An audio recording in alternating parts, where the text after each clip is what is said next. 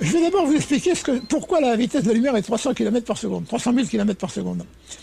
Normalement, en fonction de tout ce qui existe, c'est-à-dire en fonction de l'infini qui est empli d'énergie magnétique, lorsque vous avez un champ magnétique qui est là, il correspond spontanément jusqu'à l'infini. Il correspond spontanément jusqu'à l'infini. Mais, au moment même où, par exemple, vous émettez de l'énergie, lorsque vous émettez une source d'énergie, vous appuyez sur un bouton électrique, vous allumez la lampe. La lampe va s'éclairer et elle va s'éteindre, si elle se coupe. Et bien cette énergie, elle va partir dans l'espace. Pourquoi va-t-elle atteindre la vitesse de 300 000 km par seconde? C'est très simple. C'est parce que lorsque vous avez un objet quelconque, une locomotive qui se lance dans l'espace, elle crée contre elle une force qu'elle acquiert plutôt, en se déplaçant. Ça s'appelle une masse inerte. Elle se heurte à la masse inerte qu'elle crée dans sa fuite. Eh bien, le champ magnétique, quand il part à vitesse infinie, il a envie de partir à vitesse infinie. Mais à l'instant même où il atteint 300 000 km par seconde, paf, il ne peut pas avancer plus loin. Il crée une masse contre laquelle il se heurte, il ne peut pas aller plus loin. Il voudrait bien y aller plus loin, parce que sa vitesse fondamentale, c'est d'aller à l'infini, spontanément. D'aller là, c'est parti, sans délai. Mais à l'instant même où elle se déplace, elle se heurte à la masse qu'elle crée dans sa fuite, et elle ne peut plus avancer plus vite. Elle se heurte, elle voudrait bien, mais elle ne peut pas. Vous voyez ce que je veux dire? L'énergie, c'est un petit peu spécial comme truc.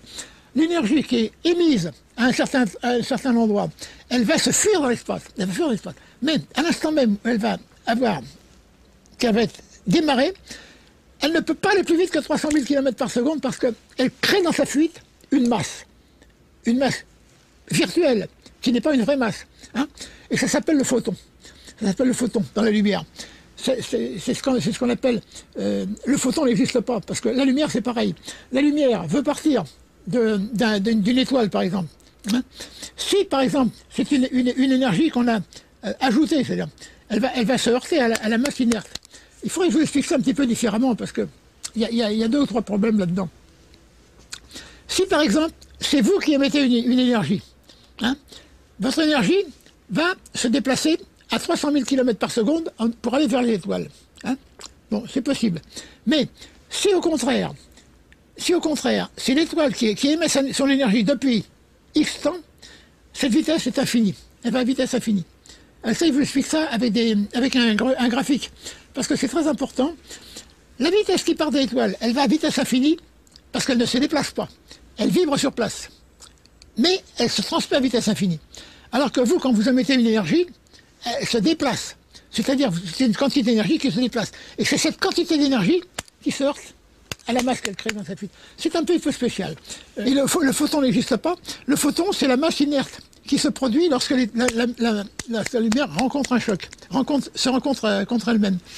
Lorsque la lumière se freine par elle-même, c'est ça qu'on appelle le photon. Le photon n'existe pas, il n'y a pas de photon. Hein. Einstein a eu un prix Nobel pour le photon qui n'existe pas. Et Niels Bohr a eu un prix Nobel pour l'atome qui n'existe pas non plus, puisque on sépare la dualité magnétique en positif et en négatif. Ça ne va pas, on ne peut pas les séparer.